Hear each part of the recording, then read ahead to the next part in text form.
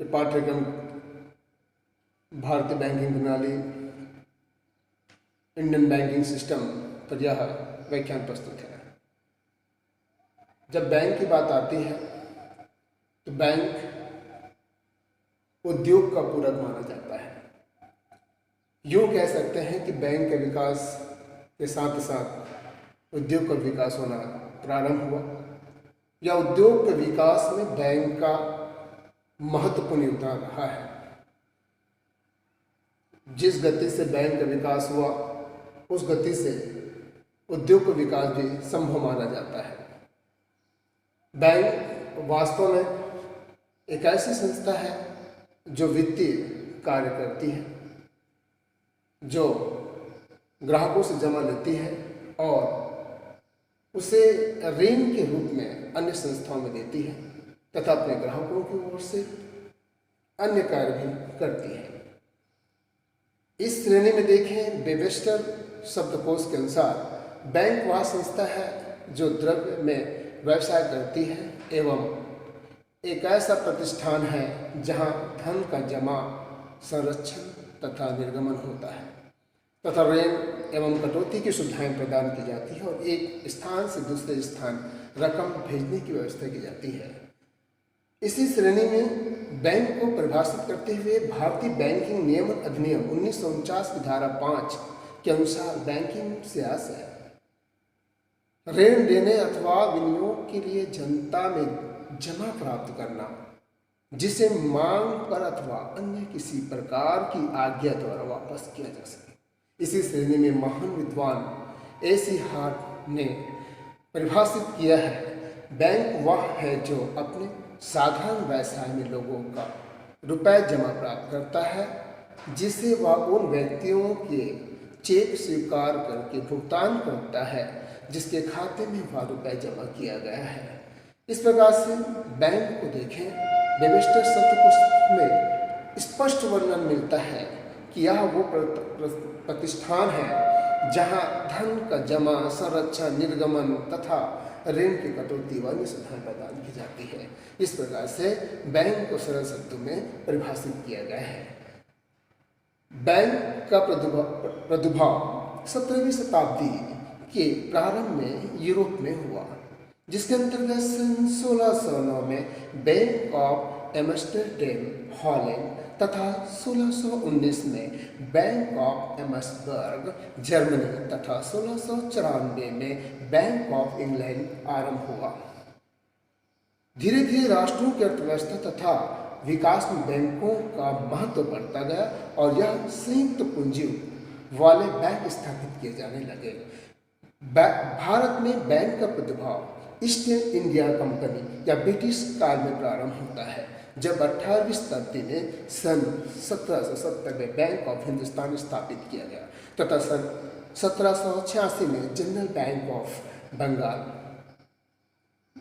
तथा 1786 में general bank of India एवं सन 1806 में बैंक ऑफ बंगाल, जिसे 1800 तथा 1806 में बैंक ऑफ कलकत्ता, जिसे 1809 में बैंक ऑफ बंगाल के नाम से परिवर्तित कर दिया गया। इस क्रमिक विकास में सन 1840 में बैंक ऑफ बॉम्बे और 1843 में बैंक ऑफ मद्रास स्थापित किया गया। सन 1921 में bank of Bengal, bank of Bombay, bank of Madras तीनों बैंकों का विलय कर इंपीरियल बैंक के नाम से स्थापित किया गया। भारत में सन 1935 में केंद्रीय बैंक की स्थापना की गई, जिसे 1949 में रिजर्व बैंक ऑफ इंडिया के नाम से स्थापित किया गया और यह देश का सर्वोच्च बैंक के रूप में कार्य करता रहा। सन 1949 में ही भारत में बैंक के क्षेत्र में अमुक विकास देखने को मिलता है, जिसमें भारतीय बैंकिंग विनियम अधिनियम 1949 पारित किया गया। इस प्रकार से भारत में बैंकों का विकास यहाँ तक देखने को मिलता है कि भारत में बैंकों का राष्ट्रीयकरण भी किया गया और प्रथम सन 1969 में 16 बैंकों का राष्ट्रीयकरण किया गया एवं सन 1980 में 6 बैंकों का राष्ट्रीयकरण किया गया। इस प्रकार से कुल भारत में 20 बैंकों का राष्ट्रीयकरण किया गया। राष्ट्रीयकरण का मुख्य उद्देश्य भारत के विकास, भारत के रोजगार व ग्रामीण क्षेत्रों का विकास करना प्रमुख रूप से देखा जाता है। बैंकों का राष्ट्रीयकरण भारत में जब बैंक प्रारंभ किया गया तो एक सार्वजनिक कंपनी के रूप में अपनी संस्था स्थापित किए गए थे, प्रक्रियाधीन था, किंतु बाद में भारत में राष्ट्रीयकरण करने का निर्णय लिया गया। बैंकों का राष्ट्रीयकरण सर्वप्रथम सन 1969 में देखने को मिलता है, जब 14 बैंकों का राष्ट्रीयकरण किया गया। इसके पश्चात सन 1980 में 6 बैंकों का राष्ट्रीयकरण किया गया। भारत में यूँ तो प्रथम राष्ट्रीयकरण का प्रारंभ 1949 में देखने को मिलता है, जब केंद्रीय बैंक को राष्ट्रीयकरण कर रिजर्व बैंक में परिवर्तित कर दिया गया, किंतु सर्वोच्च बैंक का एक ही बैंक का किया गया था। इस प्रकार से वर्तमान में 20 बैंकों का राष्ट्रीयकरण किया जा चुका है। बैंकों का राष्ट्रीयकरण का मुख्य उद्देश्य देश में कृषि एवं लघु उद्योग का विकास, निर्यात क्षेत्र में साख सुविधा का विस्तार, ग्रामीण क्षेत्रों का विकास, समय विकास, समग्र विकास कर रोजगार उन्मुखी योजना लागू करना था। भारत में यह महसूस किया जाने लगा कि भारत का विकास ग्रामीण या गांव के विकास में देखा जा सकता है। ग्रामीण क्षेत्रों के विकास करने से, रोजगार उन्मुखी बनाने से, छोटे छोटे उद्योग स्थापित करने से ज़्यादा मात्रा में बैंक का लाभ और भारत आर्थिक रूप से सुदृढ़ हो पाएगा। इसी दृष्टिकोण से राष्ट्रीयकरण किया गया, जिससे ग्रामीण का विकास ज़्यादा से ज़्यादा मात्रा में किया जा सके। राष्ट्रीयकरण करने के पश्चात हम यह भी अध्ययन करना आवश्यक हो जाता है कि राष्ट्रीयकरण का प्रभाव क्या है। भारतीय बैंकों के राष्ट्रीयकरण से भारतीय बैंक प्रणाली की कार्य कुशलता में सुधार के साथ इन पर जनता का विश्वास जागृत होने लगा, जिससे विनियोग को बढ़ावा मिला और विकास गति में तेजी आने लगा। भारत में पिछड़े हुए लघु उद्योग तथा कृषि के लिए अनेक योजना जो छोटे ऋण पर आधारित था लागू किया गया, जिसके सुधार के परिणाम स्वरूप भारतीय अर्थव्यवस्था की एक नया आयाम की शुरुआत होने लगी। बैंकों के राष्ट्रीयकरण के कारण दूरस्थ ग्रामीण अंचलों में बैंक होने लगे, जिससे विनियोग को बल मिला तथा ग्रामीण विकास एवं ग्रामीण रोजगार के अवसर निर्मित होने लगे। ग्रामीण साख के क्षेत्र में कृषि और ग्रामीण विकास का राष्ट्रीयकरण बैंक शीर्ष संस्था के रूप में कार्य करने लगे। कृषि में बड़े निवेश कार्यों के लिए राज्य सहकारी बैंकों, भूमि विकास बैंकों, क्षेत्रीय ग्रामीण बैंकों तथा व्यापारिक बैंकों को मध्यकालीन व दीर्घकालीन ऋण की सुविधा में विस्तार किया गया, परंतु अभी भी साख की मांग और पूर्ति में काफ़ी अंतर बना हुआ है, जिसके लिए ग्रामीण साख एवं प्रसार के लिए उचित कदम उठाए जाने की आवश्यकता है। वाणिज्यिक बैंकों हेतु पूंजी पर्याप्तता मानक लागू किए जाने के अंतर्गत 31 मार्च 2000 तक भारत में कार्यरत बैंकों को 9% पूंजी की पर्याप्तता का स्तर प्राप्त किया जाना तय किया गया था।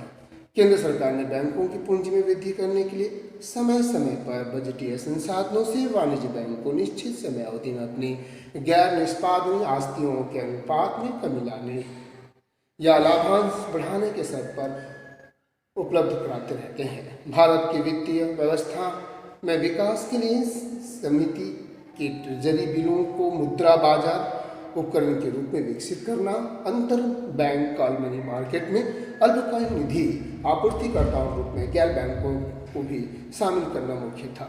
राष्ट्रीयकरण के साथ ही साथ इसके विकास के लिए भी अनेक प्रकार से यहाँ पर अनेक प्रकार से प्रयास किए गए, जिसमें बैंकिंग व्यवस्था में सुधार के अध्ययन से ज्ञात होता है। बैंकिंग क्षेत्र में आर्थिक सुधारों का क्रम नरसिंहम समिति गोरपोरिया समिति की 1991-92 का आर्थिक संकट पर रिपोर्ट तथा 1992 में प्रकाश में आए प्रतिभूति घोटाले से उत्पन्न परिस्थितियों के मध्य सिफारिश लागू कर आरंभ किया गया था। वाणिज्यिक बैंक हेतु पूंजी पर्याप्त मानक लागू किए जाने के अंतर्गत 31 मार्च 2000 तक भारत में कार्य समस्त बैंकों को 9% पूंजी पर्याप्त मानक का स्तर लागू कर लेना था। केंद्र सरकार ने बैंकों की पूंजी में वृद्धि करने के लिए 1994 में 5,700 करोड़ रुपए और 1995 में 6,140 करोड़ रुपए, 1996-97 में 9,900 करोड़ रुपए तथा 1997-98 में 20,046 करोड़ रुपए बजटीय संसाधनों से वाणिज्य बैंकों को निश्चित समय अवधि में अपनी गैर निष्पादनीय आस्तियों के अनुपात में कमी लाने वाला लाभांश बढ़ाने के शर्त उपलब्ध कराए। बैंकों में वास्तविक लेखा पद्धति लागू की गई, जिसके अंतर्गत बैंकों को वास्तविक रूप से प्राप्त ब्याज प्राप्तियों को ही आय का माना गया।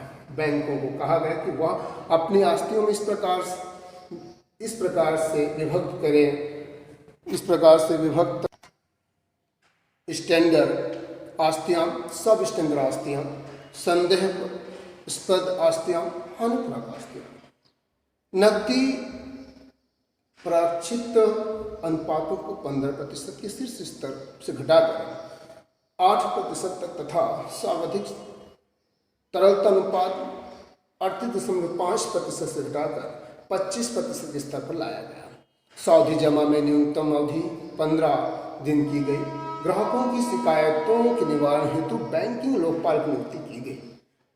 आंध्र प्रदेश, कर्नाटक और महाराष्ट्र में एक स्थानीय क्षेत्रीय बैंकों की स्थापना की गई और 1 मार्च 2001 से बैंक दर घटाकर 7% तथा बैंक बचत ब्याजों का देय ब्याज 4% निर्धारित की गई।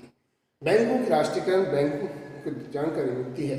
इससे बैंक में अनेक सुधार हुए, बैंक के विकास हुए और बैंक भारत में अपना एक विशेष स्थान प्राप्त कर सके। बैंक खुलने लगे उन ग्रामीण अंचल क्षेत्रों में जहाँ बैंक की कमी थी, छोटे छोटे उद्योग को ऋण दिए जाने लगे, रोजगार अवसर प्राप्त हुए और हम देखते हैं कि आज भारतीय स्टेट बैंक इस श्रेणी में भारत की सबसे बड़ी बैंक है।